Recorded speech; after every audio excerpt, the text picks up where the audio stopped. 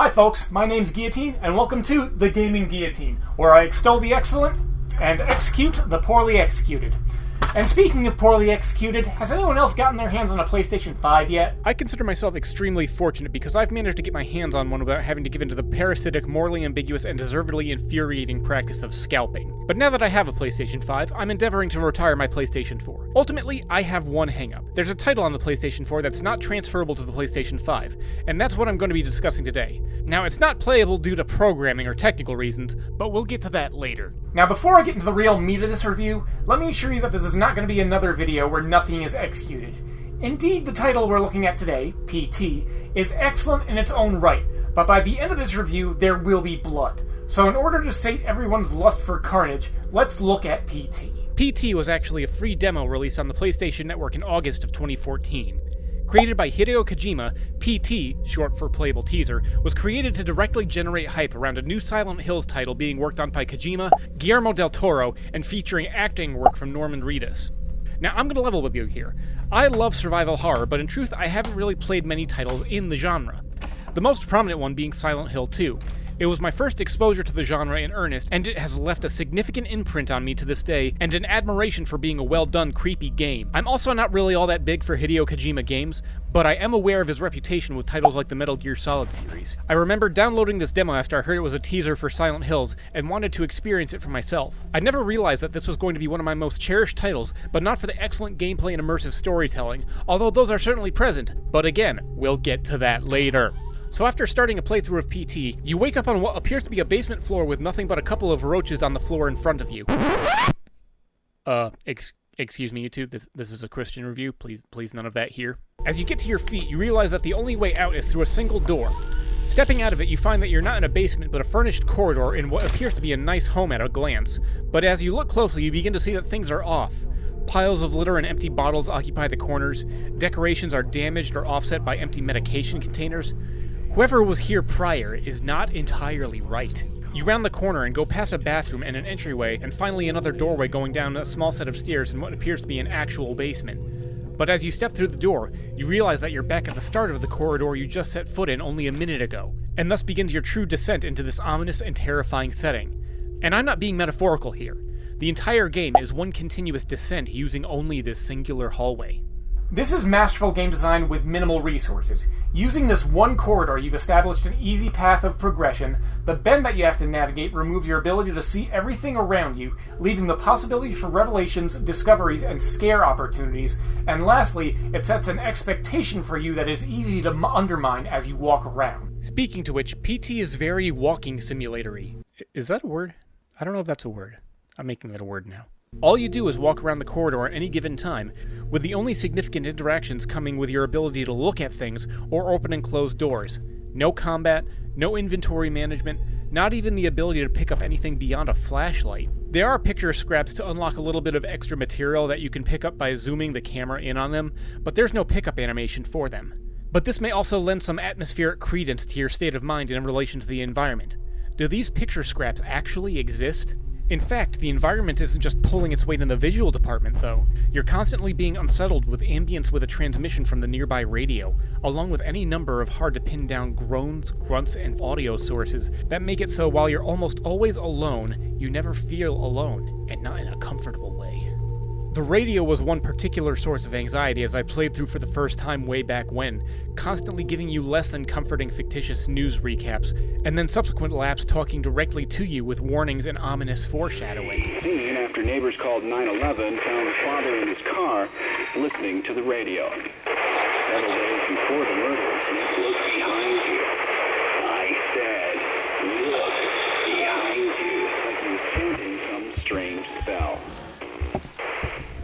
As your descent continues, PT starts working more and more to unnerve you with the visuals as well. Starting from changes in lighting to the introduction of the insidious entities in ways where you get just enough of a visual cue to be put on edge, but not enough to know for certain what is truly after you. It's also worth noting that unless you take a couple specific actions, you are guaranteed to die at least once on your typical playthrough. Investigate the commotion, the father shot.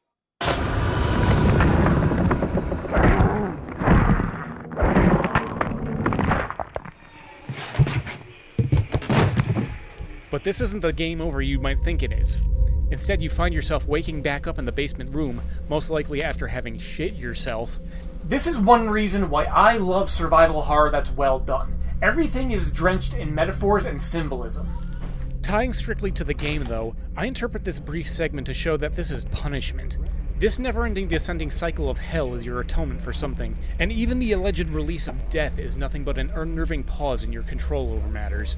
Now, I'm not going to go any further because if you can, you should definitely try and experience this game for yourself. Emphasis on the phrase, if you can, because the intellectual property owner of Silent Hill went above and beyond to pull something that I personally regard to this day as one of the absolutely most corporate petty moves that I have ever seen in execution. Now, all these things that I'm about to relay are either matters of allegation or opinion. I say this because Konami has allegedly gone after YouTubers for simply reporting on their shenanigans in the past. So I'm not wanting this to turn into another 5-minute Konami bashing session like my Yu-Gi-Oh! Review. Let's just go over the quick bullet points. Konami decided to change its corporate structure and business practices in the middle of various developments. Hideo Kojima wouldn't fall in line, so Konami started to isolate him within the company. One of the things Kojima was working on was Silent Hills. Kojima parted ways from Konami after completing Metal Gear Solid 5. Konami scrapped Silent Hills. Rather than just leave PT on the storefront for people to enjoy, they removed it. Now, when I say they removed it, I don't simply mean that they made it so you couldn't download it again if you already got it once. I mean they scrubbed it from the server so that even if you downloaded it and PT was in your history, and you deleted it from your hard drive to make room, you would never be able to download it again. Of a brief side note, this actually caused PlayStation 4s to skyrocket in value for a little while. Now, I would genuinely love to know what the hell crawled up Konami's ass that was so big and uncomfortable to make them like this. PT thoroughly established that there is a market that is starved for not only good survival horror titles, but specifically a Silent Hill game, and one with Hideo Kojima at its forefront would genuinely be an interesting prospect if PT was anything to go by. Whatever their motivations are, apparently they included pissing off the general public and not making vast amounts of money off of a beloved franchise in a way that respects their own intellectual property. But wait, there's one thing I need to highlight before we conclude for today. You see, with the recent release of the PlayStation 5 and general support of PlayStation 4 backwards compatibility, it was initially established that PT for a wonderful brief window was playable on the PlayStation 5. Various gaming media outlets proved as such, but Konami, in their infinite wisdom, found a way to piss off everyone. Konami, after realizing they hadn't tried to kill this thing hard enough, reached out to Sony to disable the ability to play PT on a PlayStation 5. Let me reiterate, rather than let people continue to enjoy something that they likely worked very hard to preserve and transfer over to the latest iteration of technology, they decided that they hate their consumer base enough where they're willing to go out of their way to take away a survival horror experience that, in spite of its brevity, is a mastercraft of its genre. Konami, as a member of various fan communities for games that you are in charge of, I have very little reservation in the following statements, particularly towards your decision makers. You. Your asinine aversion to creatives in your development studios. Your asinine disrespect for your own intellectual properties that people have poured their blood, sweat, and tears into making in order to make literal artwork. Your insane money grubbing that has actively worked to make most of the gaming community see you as nothing but a parasite sustaining your existence on nostalgia. And lastly, get the out of the gaming industry. You are not needed here, you are not wanted here, and it is quite obvious that you have no idea what you are doing. This is the sonorous war cry of a very angry frog. Sell your intellectual properties to Sony. You have established that you do not respect gaming as an artistic medium.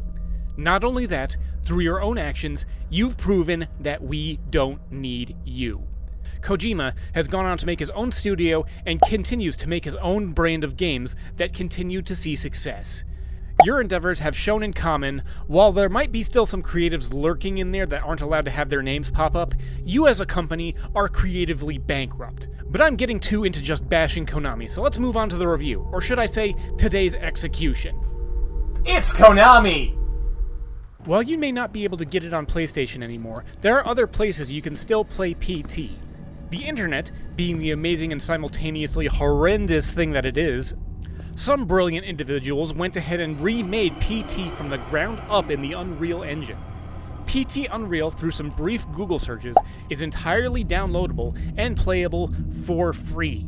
It may not be as authentic an experience as some would want, but it's just a further illustration that Konami is completely inept, and while they can take stuff down as much as they want to try, they are unable to stop people from sharing art.